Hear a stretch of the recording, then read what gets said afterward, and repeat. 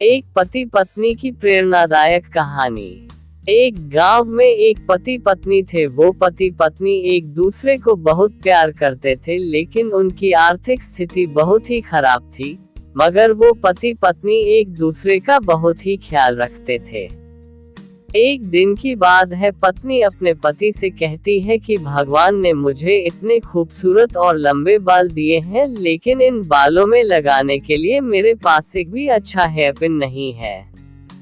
क्या तुम मुझे हेयर पिन ला कर दोगे? तभी पति अपनी पत्नी से कहता है कि तुम पागल हो, मेरी घड़ी की बेल्ट पिछले 10 दिनों से टूट गई है, लेकिन मेरे पास नया बेल्ट लाने के भी पैसे नहीं हैं, तो मैं तुम्हारी हेयर पिन कैसे ला सकता हूँ। अगले दिन जब पति अपने काम से घर आ रहा था तो उसे रास्ते में एक घड़ी की दुकान दिखी, तो उसने अपनी बिना बेल्ट वाली घड़ी को बेच दिया और जो भी पैसे मिले उन पैसों से वो कटलरी की दुकान पर पहुंचा और अपनी पत्नी के लिए एक सुंदर हेयर पिन खरीद ली और उसे लेकर वो अपने घर की ओर चलने लगा। घर पहुंचकर पति ने दरवाजा खटखटाया। तभी पत्नी ने दरवाजा खोला तो पति कुछ देर तक अपनी पत्नी को देखता ही रहता है। तभी पत्नी ने अपने पति से कहा, क्या तुम भी भूत की तरह मुझे देख रहे हो? तभी पति बस इतना ही कह सका कि तुम्हारे लंबे बाल कहाँ गए?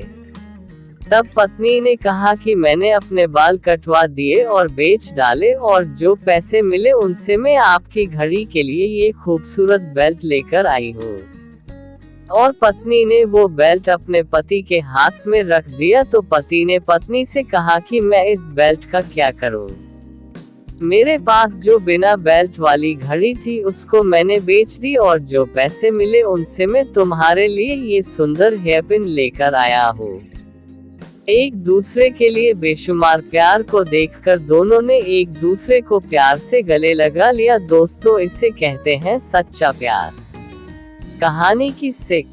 दोस्तों, हमें अपने जीवन में एक बात हमेशा याद रखनी चाहिए कि रिश्तों को बनाए रखने और विकसित करने के लिए हमें यह नहीं सोचना चाहिए कि दूसरा व्यक्ति मेरे लिए क्या करता है, बल्कि ये सोचना चाहिए कि मैं उसके लिए क्या करता हूँ।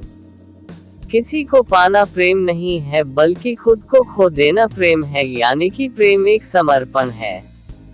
प्रेम ही एक ऐसा धागा जो पूरी दुनिया को आपस में जोड़कर रखता है। प्रेम ईश्वर के द्वारा गई एक अनमोल भेंट है।